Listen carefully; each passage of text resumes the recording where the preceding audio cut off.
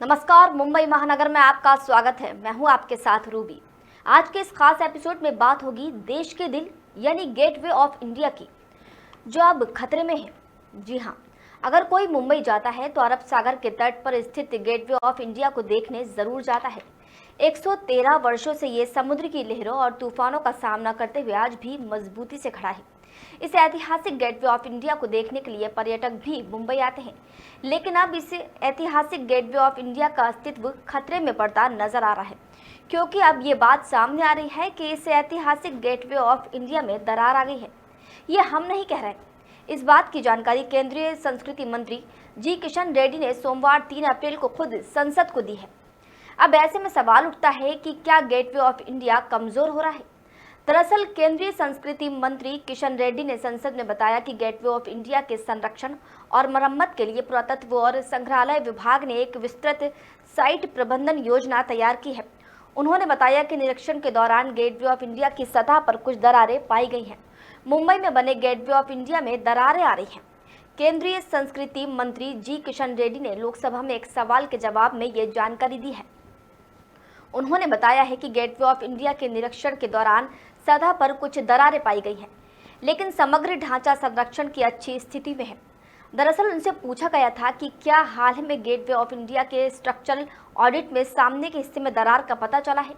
उन्होंने जवाब में कहा कि गेटवे ऑफ इंडिया एक केंद्रीय संरक्षित स्मारक नहीं है, ये पुरातत्व और संग्रहालय विभाग महाराष्ट्र सरकार के संरक्षण में है।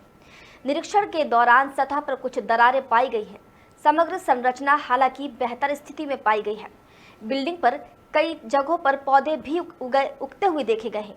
गुंबद में लगी वाटर प्रूफिंग और सीमेंट कंक्रीट को भी नुकसान पहुंचा है। उसके बाद राज्य पुरातत्व और स्थापत्य निदेशालय ने जीर्णोद्धार के लिए शासन को 6.9 करोड़ का प्रस्ताव सौंपा है। अब इस ऐतिहासिक धरोहरों को बचाने के लिए बजट को कब मंजूरी मिली, ये भी जानना जरूरी है।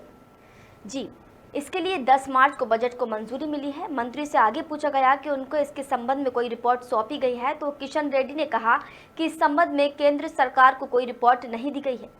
पुरातत्व और संग्रहालय विभाग ने एक विस्तृत साइट प्रबंधन योजना तैयार की है। गेटवे ऑफ इंडिया के संरक्षण और मरम्मत के लिए 8,98,29,574 रुपए की राशि का अनुमान लगाया गया है। उन्होंने कहा कि पर्यटन और सांस्कृतिक मामलों के विभाग महाराष्ट्र सरकार ने 10 मार्च को इसे मंजूरी दी है। अब ये भी जानना जरूरी हो जाता है कि ऐतिहासिक धरोहर आखिर है कितनी पुरानी।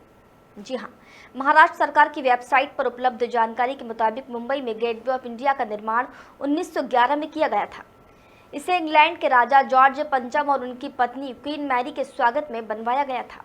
इसका निर्माण वास्तुकार जॉर्ज विटेट ने किया था। उन्होंने 1914 में इसके डिजाइन को मंजूरी दी थी, लेकिन इसकी आधारशिला 31 मार्च 1911 को रखी गई।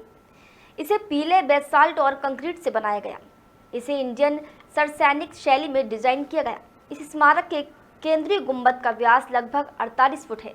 इसकी ऊंचाई 83 फुट है। इसके बाद ये 1924 में बनकर तैयार हुआ था।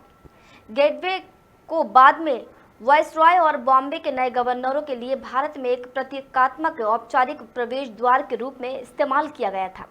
ये दक्षिण मुंबई में छत्रपति शिवाजी मार्ग के अंत में ओपोलो बंदर क्षेत्र में बनाया गया है, जिसका फेस अब अरब सागर की ओर है। इस स्मारक को मुंबई का ताजमहल कहा जाता है। इस इमारत को 4 दिसंबर 1924 को जनता के लिए खोल दिया था। तो हमारी ये जानकारी आपको कैसी लगी, हमें कमेंट करके ज़रूर बताएं और फटाफट से वीडियो को लाइक, शेयर और हमारे चैनल मुंबई महानगर को सब्सक्राइब जरूर कीजिए। मिलते हैं अगले वीडियो में एक नई जानकारी के साथ। तब तक के लिए नमस्कार।